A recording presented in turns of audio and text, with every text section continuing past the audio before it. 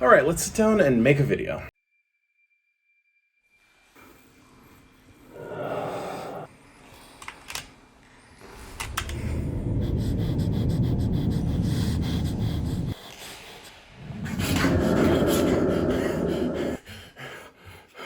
Oh, hey there everyone. As you might have guessed, it's been a bit since I posted a video. And truth be told, a lot has happened. Oh, this? Yeah, just hold on. Let me just real quick. See, that's much better. Now I don't have a bunch of annoying facial hair and a overgrown set of normal hair. Anyways, moving on, this is going to be the 500 subscriber video special, which is halfway to 1,000, which hopefully one day I will hit. In the meantime though, I did a poll and I saw what you guys wanted me to do for my 500 subscriber video special, and the winner was a Q&A section. So that's what we're gonna do right now. I got a couple of Q&As lined up for you guys to answer a few of your questions. And after that, stay tuned, we're gonna be in for a very, very fun, very exciting announcement, which you may have already checked online, but you're gonna get a lot more details on what exactly it is when we get to that point in the video. But the first question is, yeah, so that's actually a really good one. One of my favorite Airsoft memories, it probably had to be Civil War, where essentially the whole entire game, I wasn't noticing many grenades going off, which at a Milsim Light event is kind of unusual. Until that evening when all of a sudden I started hearing some grenades going off and I started to realize what had happened. The rumor was on the field, a bunch of people had bought in a lot of grenades, and they proceeded to use them entirely in one evening. It was the most crazy frag grenade fest I had ever witnessed at an Airsoft game, and it was super fun. The people that were at that event will probably know what I'm talking about. So that's probably gonna top the charts of one of my favorite Airsoft memories. All right, moving on to the next question, and we only got one question? All right, well, I'll answer a few questions that I commonly get asked on the field and some of the other comments and some of the other videos. So hopefully this will be a good roundup of some of those.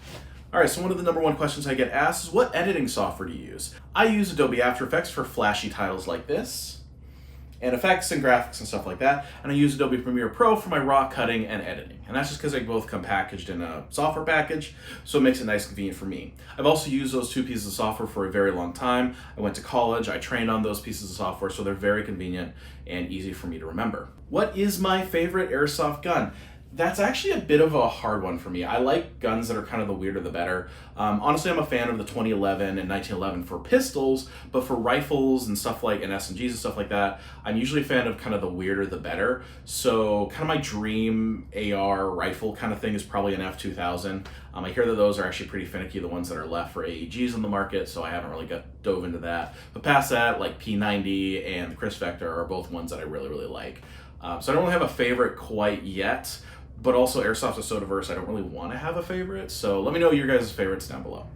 And that's actually where I'm going to leave today's Q&A section. It's a little bit short, but I'm always answering questions in the comments down below. Seriously, look at any of my old videos. I try to respond to like almost every comment unless it's kind of spammy.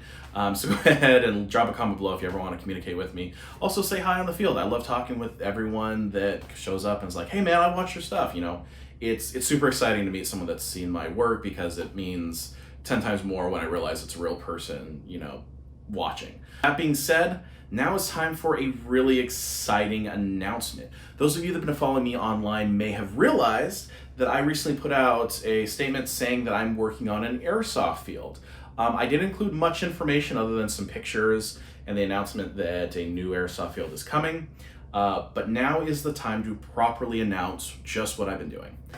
And speaking of which, let's take you to that Airsoft field right now with the magic of editing.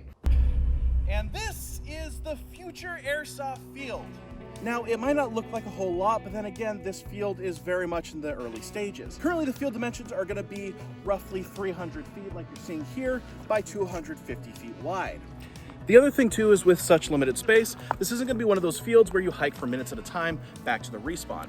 Instead, you're going to be engaging in fast-paced fights and battles using smart gunplay and cover mechanics in order to win the day. Right now, we're targeting 350 feet per second as our average muzzle velocity to have engaging here at the field.